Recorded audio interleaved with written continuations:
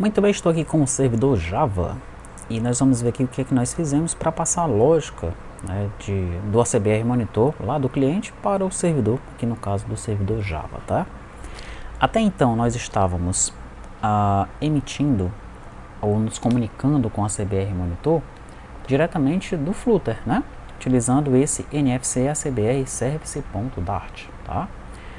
Só que na nossa lógica aqui nós vamos ter uma ACBR Monitor para cada empresa.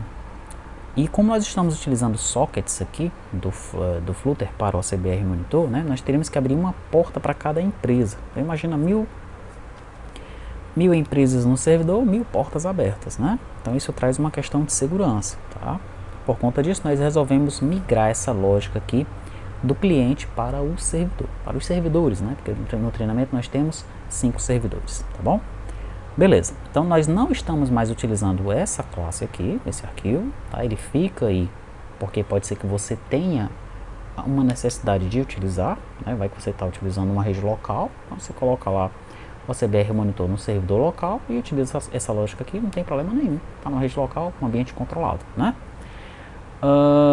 E a partir de agora então nós vamos utilizar esse cara aqui, ó, o NFC Service, que já existia, né? Ele tem alguns métodos ali para cima, tá? Que é para verificar o plano, transmitir, atualizar o certificado, né? Atualizar os dados do ACBR Monitor, enfim, já tem alguns métodos aqui para cima, tá? E agora nós colocamos alguns outros métodos, né? Nós trouxemos os métodos de emissão, cancelamento, inutilização de número daqui para cá, só que os métodos que aqui estão, eles estão indo no nosso servidor, tá? No servidor da retaguarda. E é o servidor da retaguarda que se comunica com o ACBR Monitor via troca de arquivos, tá bom? Quais são então os métodos que nós temos aqui? Temos o método emitir NFC,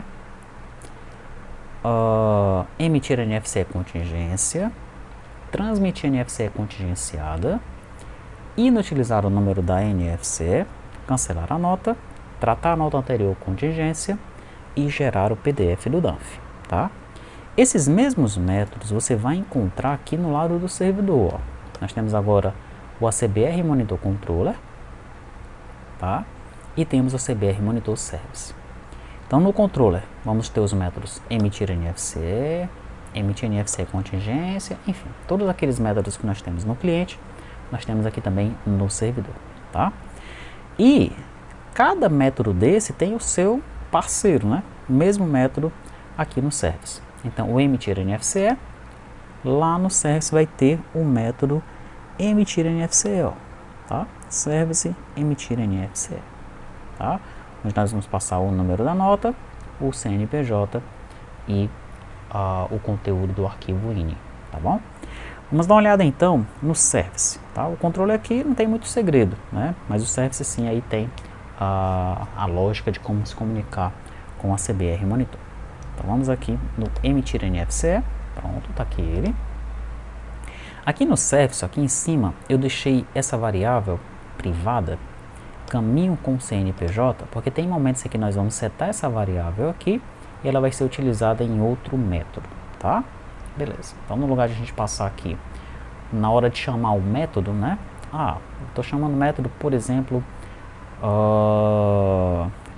enviar NFE. Nesse momento ele vai precisar do caminho com o CNPJ. Então no lugar de eu mandar aqui na mensagem para o método, já setei ela lá em cima, tá? Não tem problema. Bom, eu vou então avaliar esse método emitir NFC e com base nele você vai compreender como é que os demais funcionam, tá bom?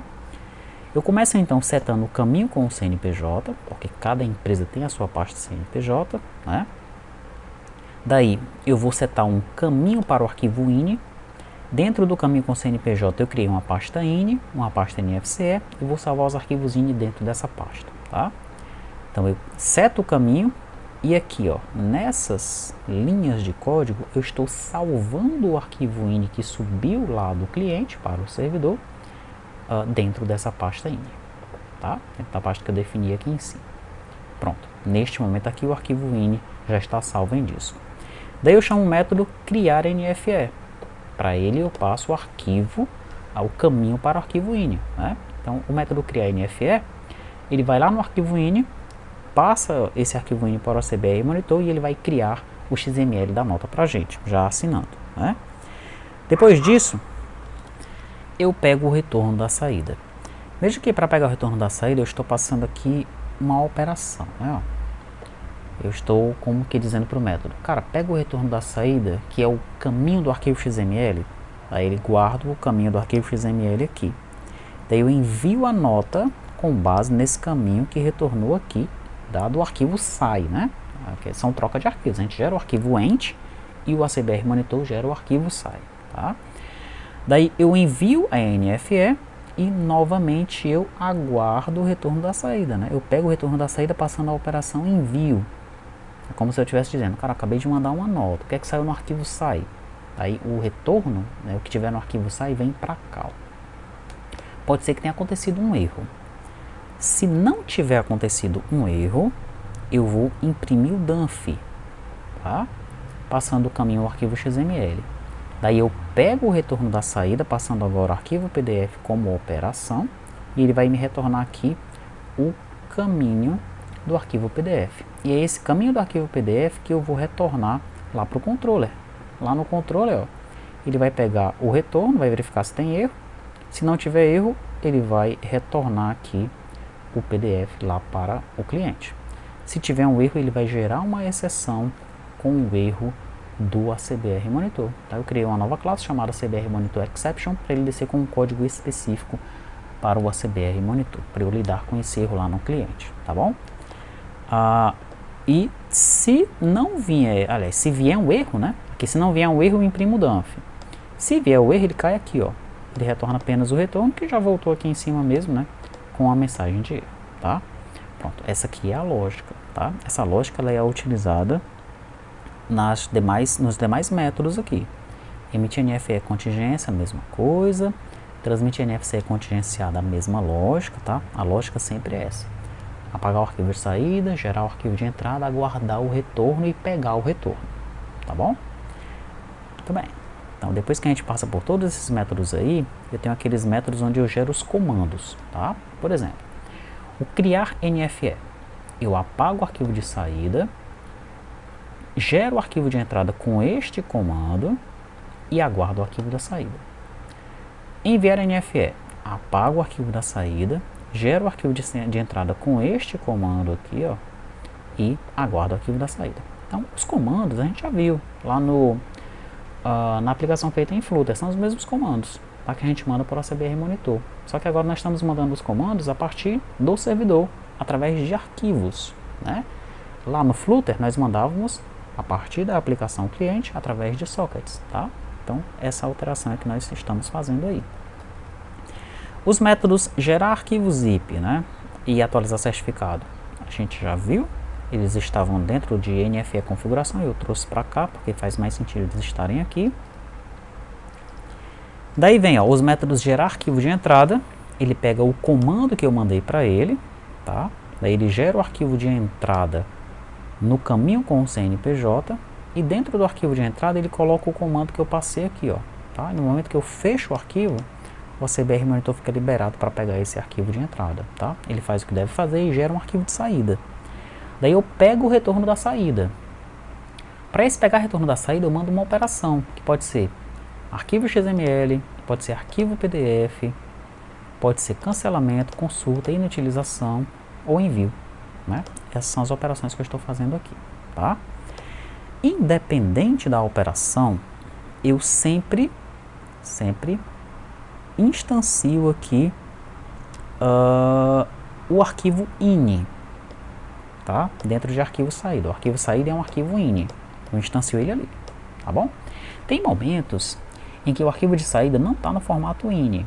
Tem momentos em que, por exemplo, se eu pedir para criar a nota, ele vai gerar o arquivo XML da nota e ele só coloca no arquivo SAI assim, ok, e o caminho do XML. Quando eu gero o arquivo PDF, ele coloca ok, arquivo criado em, e aí coloca o caminho do PDF. São dois arquivos que não estão no formato ini. Independente disso, eu já carrego o arquivo ini aqui, tá?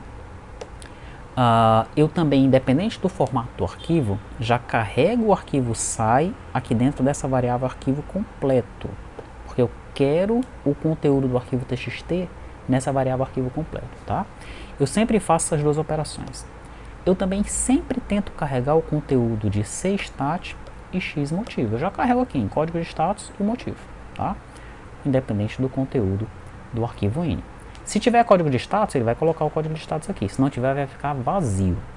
Beleza? Isso vai fazer sentido mais lá embaixo, tá? Então vamos lá.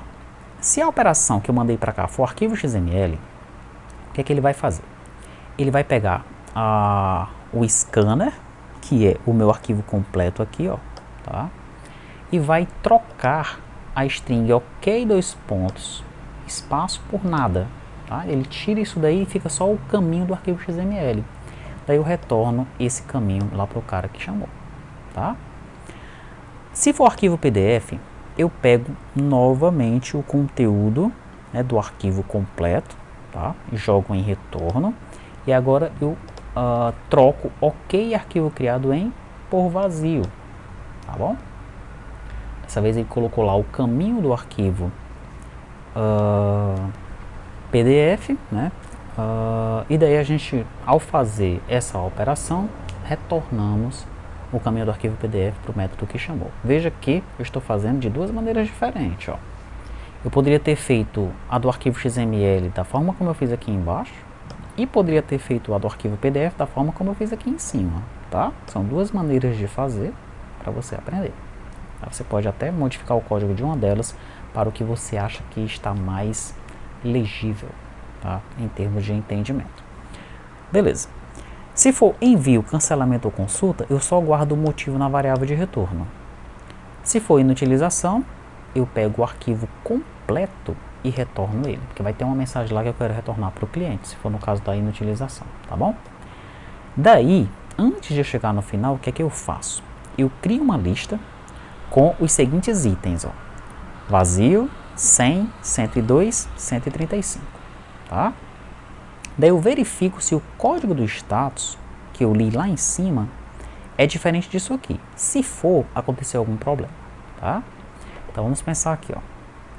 Eu carreguei o código de status, mas no arquivo SAI estava só o caminho do XML. O código do status vai estar o quê? Vazio.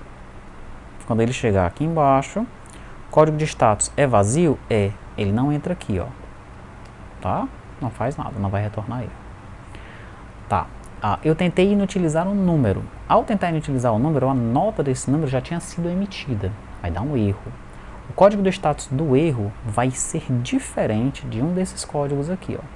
Então o meu status ele vai estar preenchido, só que com um código diferente. Vamos dizer 180, tá? Estou chutando aqui. Quando ele chegar aqui, ó, o código do status está contido nessa lista. Ele vai dizer, tá não, 180 não está aí não.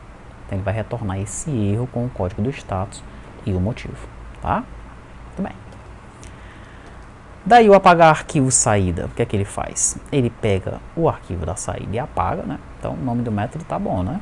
É exatamente isso que ele está fazendo, tá? O aguardar arquivo saída, o que é que ele vai fazer?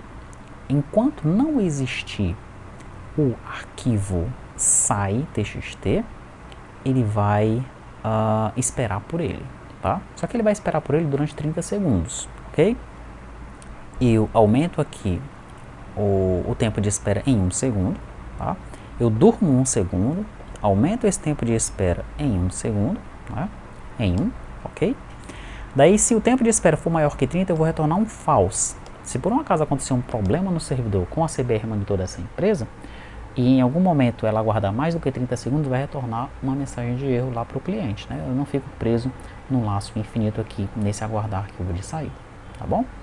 Pronto, com base nessa análise você consegue realizar os testes e fazer um debug em cima dos outros métodos, que é o que eu espero que você faça em seguida, tá? Mas eu testei aqui todos os métodos e todos eles funcionaram sem nenhum problema, tá bom? Qualquer coisa então, você pode abrir um ticket de suporte lá no Trello se der algum problema, se você não entendeu algum aspecto que nós explicamos aqui. O que eu sugiro então é que você coloque um breakpoint em cada um dos métodos e consuma cada um dos métodos utilizando as operações lá na aplicação cliente.